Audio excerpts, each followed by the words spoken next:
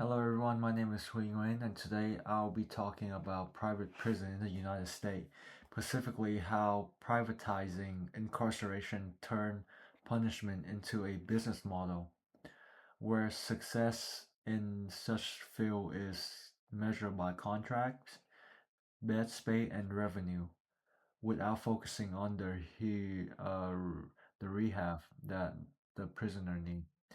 This topic matters because incarceration is not just a simple criminal justice issue, it's a social policy issue affecting family, neighborhood, and employment, which could cause long-term inequality.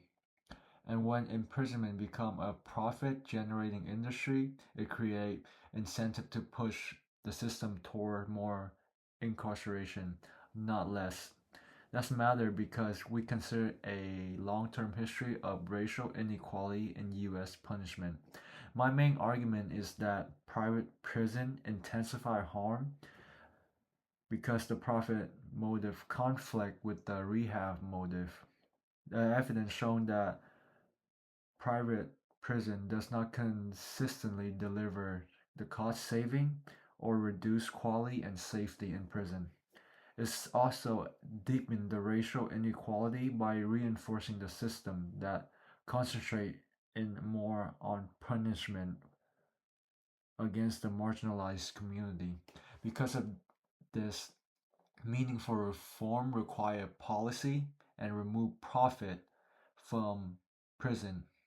It strengthens accountability while investing alternative that could truly have an impact in the community. To explain how private prisons connect to inequality, my literature review focused on three main frameworks and the research findings that support them: political, economic, social control, and group threat. For political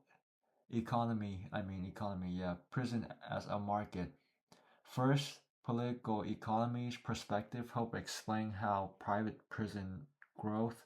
They operate like a corporation instead of a rehab facility for prisoner. They depend on state and federal contract. They benefit when incarceration stay high and predictable.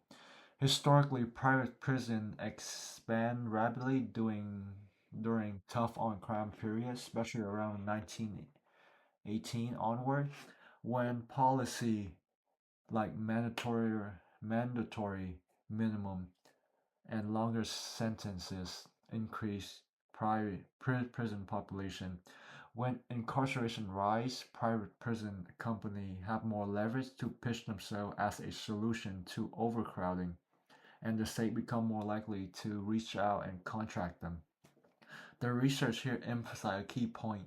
Even if the public is told private prison is about efficiency, the structure of privatization of prison reward growth and does not reward rehab, and this does not prioritize and reduce imprisonment. The second part is safety, quality, and cost. Does private prison really deliver on those three? The second part in my literature review examined whether private prison actually do what they promise: save more money, improve operation. These findings mix in messaging but much clearer in outcome. There is no consistent proof that private prison outperform public prison. However, there's a significant evidence of serious problem in safety and quality. Across all study, there's one issues is staffing, training concern, and facility safety, which weaken oversight and accountability. Due to this cost saving method that they use, that often come from cutting certain corners, especially cutting labor and service. An important point come up repeatedly is that cost saving often presented with a clean win, but that cost shifted somewhere else.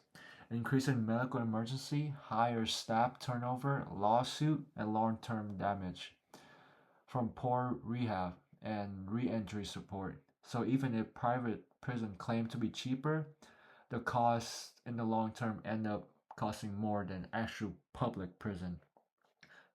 And the third social control theory help explain why private prison intersect with race and class.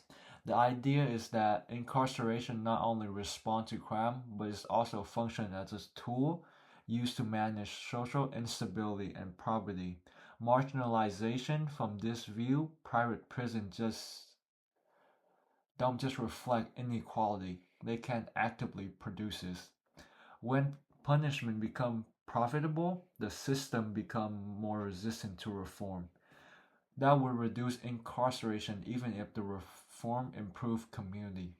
This framework truly matters when you look at US already has a deeper unequal pattern of criminalization and punishment.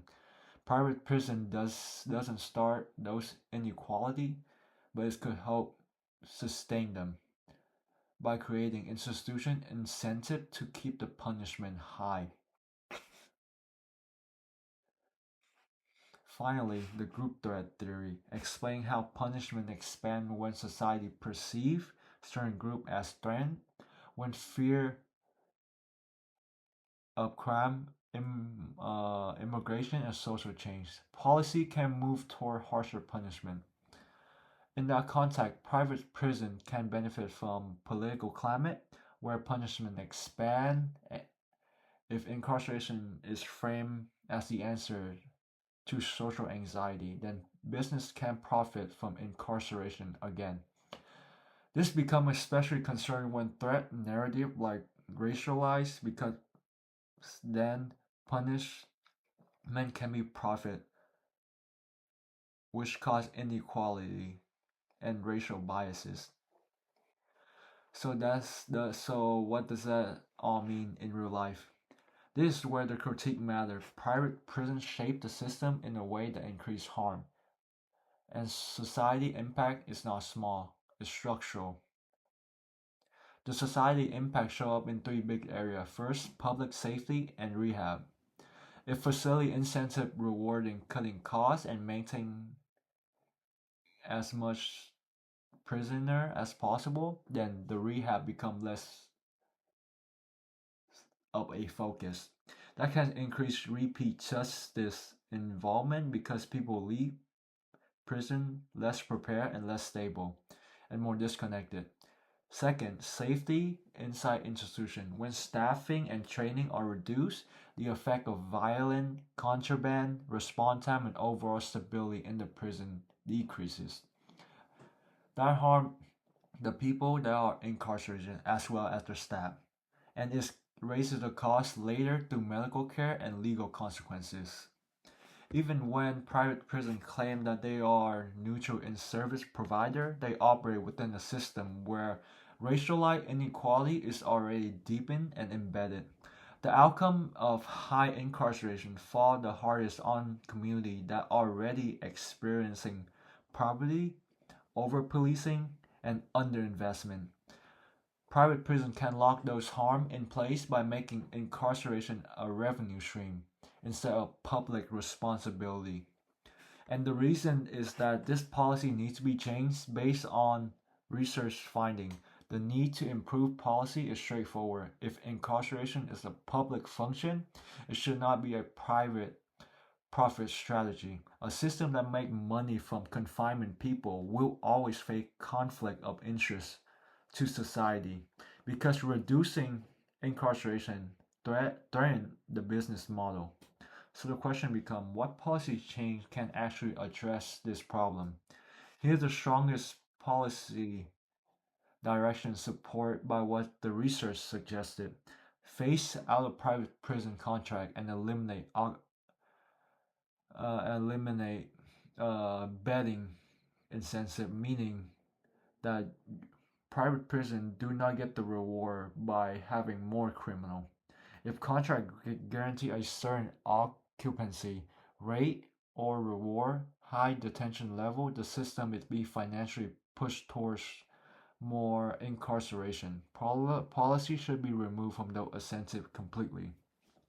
Strengthening and transparency and accountability while private prison is being reduced.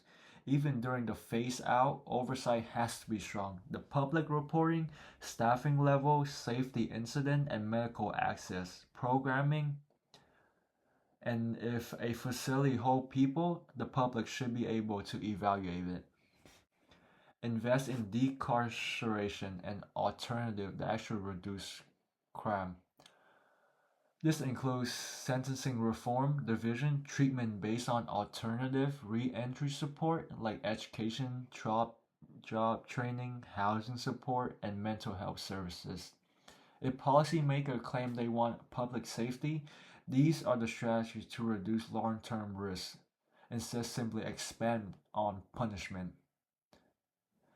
Address racial inequality directly, not just indirectly. That means requiring racial impact assessment for major criminal justice policy, monitoring disparities in sentencing and prison placement, and shifting resources in community most harmed by mass incarceration. So to wrap it up, private prison aren't just another way to run prison. They represent a shift in purpose from public responsibility to private gain. The literature showed that private prison fail to consistently fail on saving and can worsen safety and quality, and most importantly, deepening the racial inequality by reinforcing the system that already punished marginalized community.